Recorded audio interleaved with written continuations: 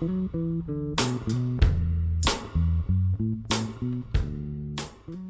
try to take a vacation and find yourself still sneaking in work? Yeah, same. This past week, I was in Kansas City watching the Big 12 Women's Basketball Championship. TCU took the title, which was awesome. But even while traveling, I couldn't help but make some progress on my Office Sim game. And honestly, I think that's a pretty good sign. When you're still drawn to work on something during your break, you know you're onto something you really love. This week, I've got some exciting updates introducing the new drive mechanic, refining the UI with a new toolbar and a better looking action bar, adding a critical hit effect for build progress, letting players carry and move packages around, and implementing a shipping and receiving system. Hey, I'm Bear. I run Final Parsec, where I make tools for indie game devs. Right now, I'm working on an Office Sim, a game about building a startup from your garage all the way up to a corporate empire. So like I said, I'm a little late posting my update this week because I went to Kansas City to watch the Big 12 Women's Basketball Championship. TCU won the whole thing, which was super exciting. We've been to most of their games this season, and it's just been a lot of fun to watch this team succeed. I still managed to find some time in the mornings to visit a coffee shop and make some good progress on the Office Sim game. I think it's a great sign that I'm doing something I love if I'm still trying to do it while I'm away taking a break. We've got some good showy updates that should make for a good video this week, so let's get into it. We've introduced a new mechanic intended to work like hit points, energy, stamina, mana, rage, or any of those other similar concepts you're probably familiar with in other existing games. I'm calling this stat Drive, which measures the main character's motivation and ambition. It starts at 100% and can be tracked with a new progress bar in the top left of the screen. Drive is consumed when you place new widgets on the map or when you build widgets up. The player is incentivized to keep up Drive.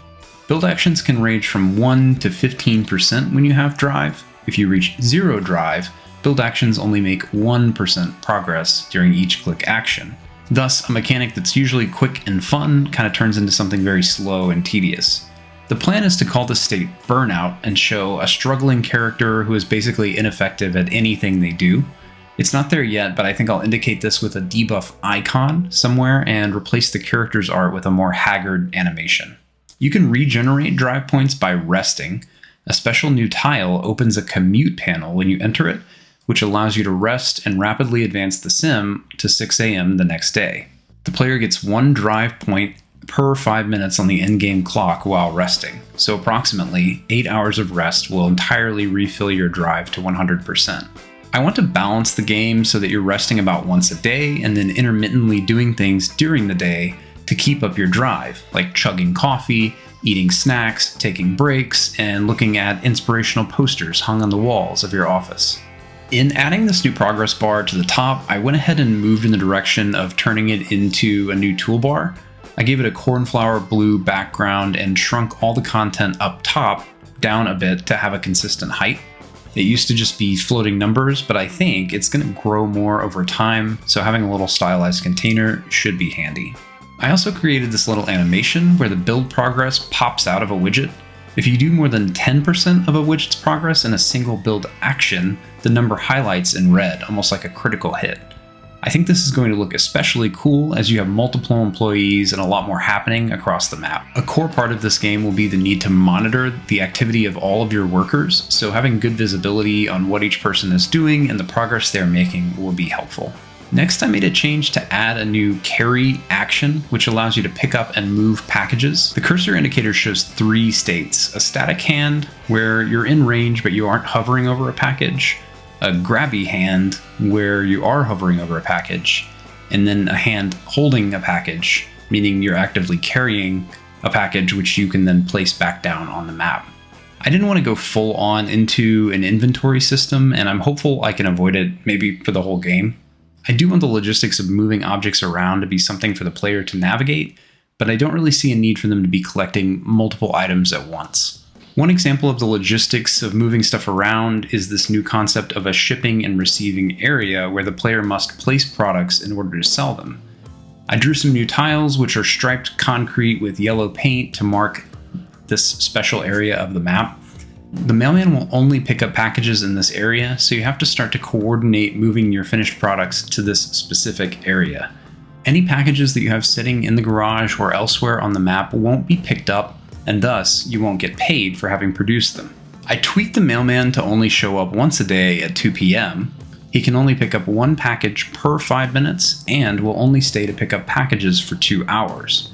I think this limitation will be one of the things that holds your business back and pushes the player toward moving out of the residential garage and into a real commercial space with better shipping capabilities.